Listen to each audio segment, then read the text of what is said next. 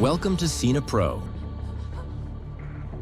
where we bring your favorite movies back to life with quick recaps, hidden details, and everything you missed. It begins at the harbor, with a girl running in the street, visibly very scared. It becomes clear to us that two young men are also running after her to catch her. Why? Because she had stolen something from them. They kept chasing her until they reached an abandoned factory called Anchor Bay Canning, which is a factory for canning spinach. The girl rushed inside to hide from the two men. She stopped at the factory door. The men entered after her, even though they were hesitant because there were scary stories circulating in the town about this factory, claiming it was haunted and strange things happened there. The girl started looking for a place to hide. During her search, she saw something very strange, a huge figure whose features were indistinguishable, and you couldn't tell where its head ended and its legs began. But there was no time to figure out who or what it was, because the men were very close to her, and she could hear their voices. She hid in the same place, but within seconds, the men saw her and caught her. Despite her returning the items she had taken from them, as they wanted to punish her, they were suddenly startled. A can of spinach was thrown in front of them from a dark room. One of the men went to see who was in that room. As soon as he approached, something grabbed him and started beating him until his body was completely disfigured. Afterward, the figure grabbed the second man and smashed his head like a tomato, finishing him off. Then it turned to the terrified girl. We move to a certain college where we see a girl named Lisa calling her friend Dexter to discuss a certain topic. The topic is about Dexter wanting to make a documentary about a pirate called the Sailor Man, famously known as Popeye. This man, according to legend, resides in the Anchor Bay factory, the same factory we saw at the beginning of the movie. But Dexter was determined to visit the factory himself to see if the man was a myth or reality. Perhaps he could gather more information by entering the factory. He asked Lisa to join him. At first, Lisa wasn't entirely convinced, but she eventually agreed, and she wasn't the only one going. Their friends Olivia and Sid were joining as well. When they met at the university, they agreed to visit the factory at night. At the same moment inside the factory, we see a sales manager negotiating with a businessman about demolishing the entire area, including the factory, to build new real estate projects. The manager warns him to be cautious because the factory had a bad reputation, with claims of pollution and the legend of the Sailor Man ghost. The businessman, however, laughed at the idea of ghosts, not believing in such things. He told her to sign the contract if she wanted to, and leave if she didn't. As he walked away, the manager began hearing strange noises around her, which frightened her. She tried to hide when a strange man appeared in front of her. She ran away quickly. Later, the businessman reappeared and reassured her that the man she saw was his assistant, so there was no need to worry. However, she was still very scared and left the factory quickly, dropping an important document without realizing it. After she left, the businessman asked his assistant to search the factory to ensure no one was inside. The assistant began inspecting the factory room by room until he reached one where he suspected someone might be. When he opened the door, he found the corpses of the two men who were killed at the beginning of the movie. He was terrified, and his fear increased when he saw a huge figure staring at him. Despite his fear, he didn't run. Instead, he encouraged himself and attempted to hit the figure with an iron rod he found. But as he approached, the giant grabbed his hand and punched him in the face, knocking him out completely. It stomped on him, crushing his head like a small pumpkin. We return to Dexter and Olivia, who are meeting their other friend Katie, to take her with them to the factory. Despite her disbelief in the Sailor Man ghost story, Katie decided to join them. Katie's fiancé Joey appeared and tried to stop her from going, as he was jealous of her friends, especially Dexter. But Katie went with them anyway. When they arrived at the factory, they decided to split into teams. Katie monitored the factory's cameras. Lisa and Joey searched for documents or anything related to the Sailor Man. Olivia and Dexter explored other areas of the factory, filming for their documentary. As they walked, they noticed a terrible smell. Searching for its source, they found cans of spinach everywhere, spoiled and made from contaminated materials, which explained the awful odor. On the other side, Olivia and Dexter lived their lives and worked on filming the movie they wanted. The Sailor Man appeared in his seat as well, in the factory's cameras. He was supposed to go through all of this, but she was holding her mobile phone, so she didn't notice him at all to warn her colleague. At the same time, Margot returned to the factory again because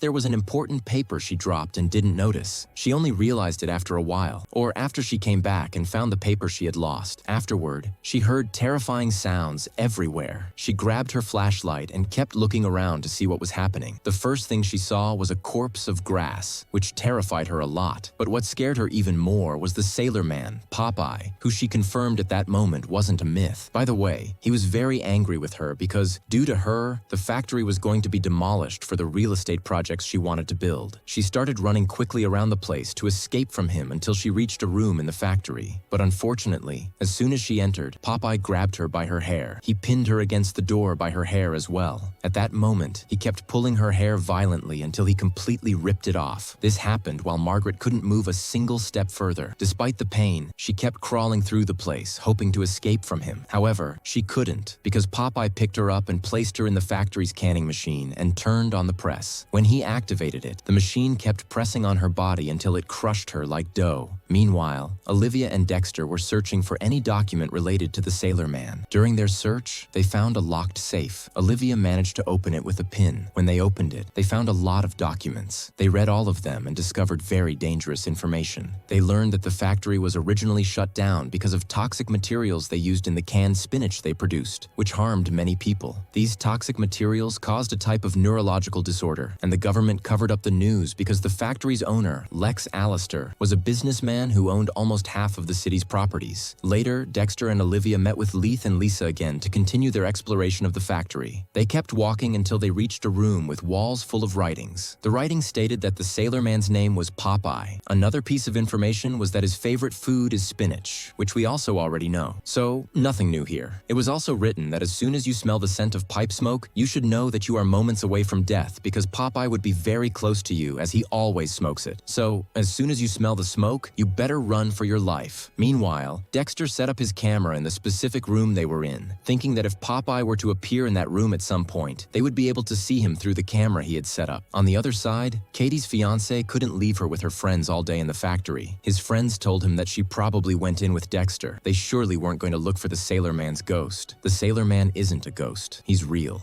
Anyone who tries to provoke him inside his factory will be crushed and shredded. Anyway, he decided to go to her and took 2 of his friends with him. As for Katie, Popeye appeared in front of her and surprised her in her spot. He calmly looked at all the factory's surveillance cameras without her being near him. Based on that, Katie started running to escape from the factory after confirming he was real. At that moment, she bumped into her fiancé Joey, who realized that the sailor man legend was true and not a myth. He reminded her that she went in with Dexter, even though she tried to convince him otherwise. However, one of his friends grabbed a knife and stabbed him in the chest, but it didn't harm him. Popeye then grabbed him by his head and finished him off. He then grabbed Joey's second friend and crushed him. At that moment, Joey and his friend realized that if they stayed even one more second, they would be killed by him. So, they quickly fled the place, leaving poor Katie alone to face him. Seriously, Joey, be a man. Meanwhile, Katie's friends went to her location, and when they didn't find her, they knew she was in danger. They decided to search for her everywhere, but they didn't know that she wasn't the only one in danger. Joey and his friend were also in danger. Speaking of his friend, it turns out he wasn't just cowardly for running away and leaving her. He also locked the factory door to trap Popeye inside so he could escape. However, as soon as he got into his car, Popeye appeared in front of him. He started chasing him to finish him off. While Joey's friend was running, he stepped on nails that pierced his leg, immobilizing him. Popeye took advantage of the opportunity, grabbed a ship's anchor, and smashed him with it. As for Joey, what gave him some courage was the gun he was holding. When he felt someone walking behind him, he quickly turned around and shot the person behind him. Unfortunately, it turned out he had shot Katie's fiancé. At first, he pretended to care for her and checked on her condition. But when he saw Popeye in front of him, he acted like a coward and ran away, leaving her alone with Popeye. During Popeye's first encounter with her, he didn't harm her. On the other side, Lisa and Leith saw a man's corpse in front of them, confirming that the place was dangerous and they needed to leave. However, when they tried to exit the factory, they found the door locked, realizing they were trapped. To make matters worse, they then saw Popeye in front of them. They started running around the place looking for another exit. During their search, they found a ladder to the roof. With barely 2 seconds to spare, Lisa decided to go back to the same spot she was in and try to jump to the roof herself. She jumped to the same weak spot as in Season 5 and fell in the exact same place. The Steel Soul chose the body, also meaning it fell on him and died the same death. Olivia, until now, despite everything happening in front of them, was still documenting their film and taking notes. They even filmed the scene of Lisa and C's when they were dead. Then they kept walking around the factory to film everything until they went to the secret secret hideout of Popeye and found his resting place. They also found a picture of his wife and daughter. When Olivia saw it, she was deeply affected and understood everything. She realized that these were his family. She also discovered that the spinach cans he had been eating were extremely toxic and harmful, which led him to his current state. It was the spinach that caused him harm and made him act in ways he was unaware of. In essence, he was originally a good man, and we even saw his picture as a normal, kind man who turned into this because of the toxic spinach he kept eating. But suddenly,